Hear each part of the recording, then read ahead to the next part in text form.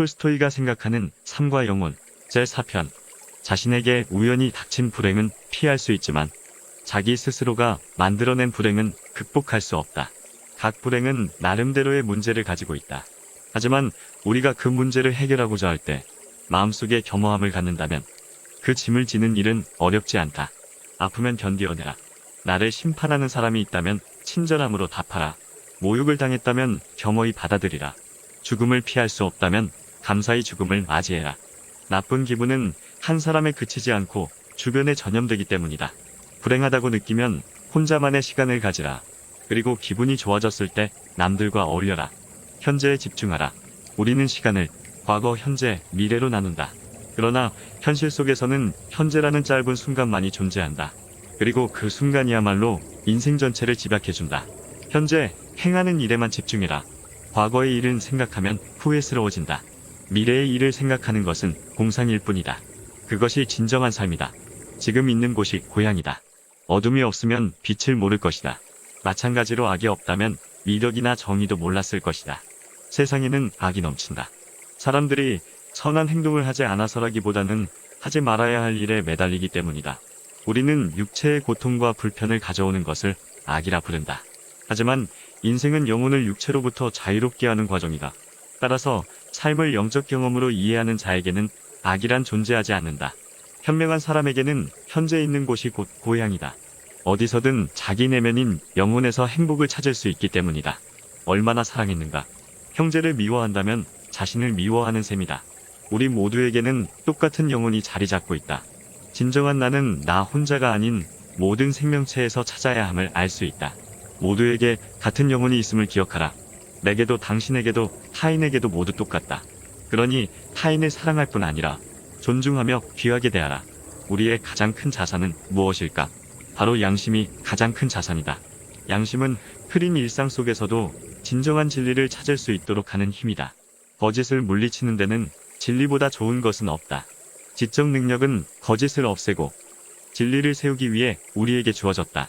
하지만 이 지적 능력이 거짓을 옹호하는데 사용되기도 한다. 그러면 지적 능력은 진리와 거짓, 선과 악을 구분하지 못하게 되어버리고 그 어떤 거짓과 오해도 무해한 혹은 유익한 것으로 여기게 된다. 아무리 입에 쓰고 불쾌하다 해도 늘 진리를 말해주어라. 진리는 본래 단순하고 명료하다. 반면 거짓은 끝없는 변명과 설명이 필요할 정도로 복잡하다. 진리를 말한 자를 폭군이 죽인다 해도 일단 말해버린 진리는 영원히 죽지 않는다.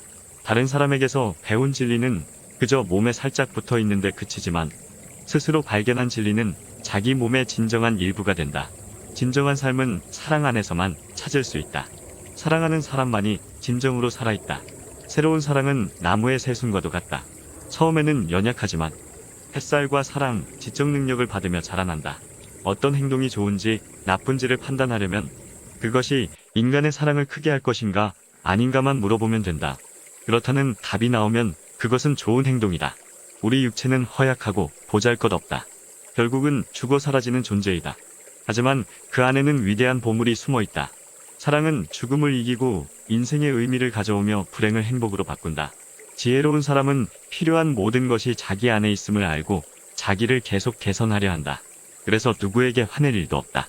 반면 어리석은 사람은 남들이 자신에게 친절하기를 기대하고 그렇게 되지 않으면 화를 낸다. 바람결에 던진 먼지가 자신에게 돌아오듯 불행은 불행을 저지른 이에게 돌아온다. 적게 바랄수록 더 행복하다. 우리 육체를 어떻게 다스려야 할지는 동물에게서 배울 수 있다. 육체가 원하는 것이 충족되면 동물은 곧 만족하고 조용해진다. 하지만 인간은 충분히 만족하는 법이 없다. 더 큰 만족을 위해 또 다른 복잡한 음식을 만들어낸다. 고대 그리스의 현자인 피타고라스는 고기를 먹지 않았다. 자기가 고기를 안 먹는 것보다는 씨앗, 콩, 과일, 야채로 충분히 배를 채운 사람들이 왜 위험을 무릅쓰고 사냥을 나가서 동물을 잡아 죽이는지가 더 놀랍다고 말했다. 우리는 소박한 생활을 해야만 한다. 정말로 필요로 한 것은 쉽게 구할 수 있다. 그러나 필요치 않은 것들은 힘들게 노력해야만 얻을 수 있다. 사람이 사는데 꼭 필요한 음식물, 제철 과일, 야채, 물은 쉽게 구할 수 있고 값도 싸다. 간단한 식사를 하는 가난한 자가 위장을 혹사하는 부자를 부러워할 이유는 없다. 오히려 가난한 자의 건강이 허약한 부자의 부러움을 받아야 마땅하다. 인생을 살면서 불현듯 유혹과 마주치는 경우가 많다. 유혹은 우리 내면의 도덕적 삶에 계속 따라다니는 동반자이다. 선한 삶의 길을 더 많이 걸어갈수록 맞서야 하는 유혹은 더욱 많아진다. 가능한 한 빨리 빠져나와야 한다. 가장 작은 유혹부터 물리쳐야 한다. 모두의 사랑을 받고 싶다면 재화보다는 영적 축복으로 사랑을 전하라. 재화는 어차피 나눠 가져야 하기에 모두를 만족시키지 못하지만 사랑은 모두가 충분히 가질 수 있기 때문이다. 타인의 노동에만 의존한 채 살아간다면 아무리 기도하고 희생한다 해도 훌륭한 삶을 살 수 없다. 게으름은 우리에게 주어진 가장 큰 선물을 파괴할 수 있다. 육체 노동은 시간이 갈수록 점점 더 즐거워진다. 스스로의 행동을 바라보라. 개들은 서로를 물어뜯으며 싸운다. 사람도 때로는 똑같은 행동을 한다. 이런 행동은 추악하지만 우리를 잘못 대하는 이들이 처벌받아야 한다고 가르치는 것보다는 훨씬 낫다. 눈에는 눈, 이에는 이, 삶에는 삶. 이것은 인간이 아닌 동물이 만든 법이다. 스스로에게 화가 날 때 우리는 자신의 영혼을 탓하기보다 행동을 비난한다. 그렇다면 남들에게도 똑같이 해야 한다. 누군가 잘못을 저질렀다면 그 영혼이 아닌 행동을 비난하라. 자기 중심적인 사람은 진정으로 행복할 수 없다. 진정 자신을 위한다면 남을 위하라. 사람들은 더 높은 지위, 더 많은 월급, 더 큰 부나 명예를 목표로 삼아 인생을 거기에 바친다. 하지만 인생의 기쁨은 남들과 대화하는 데서 나온다. 사소한 일상의 이야기는 진지한 토론이든 대화를 통해 우리는 남들과 하나가 된다. 그리고 이때 삶은 자유롭고 기쁜 것이 된다.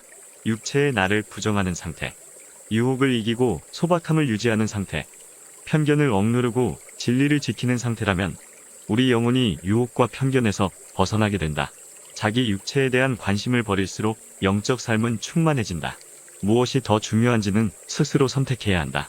남은 생의 과제는 무엇인가? 행복한 삶, 영원한 삶은 인생의 과제이다. 현명한 사람은 세상의 지위에 연연하지 않는다. 삶의 의미는 긴지 짧은지, 고통스러운지 아닌지로 결정되지 않는다. 삶의 의미는 영적 완성을 위한 노력에 있으며 이러한 노력은 언제나 가능하다. 사랑의 습관에 빠져라. 그러면 삶은 더 큰 기쁨과 행복으로 가득 찰 것이다.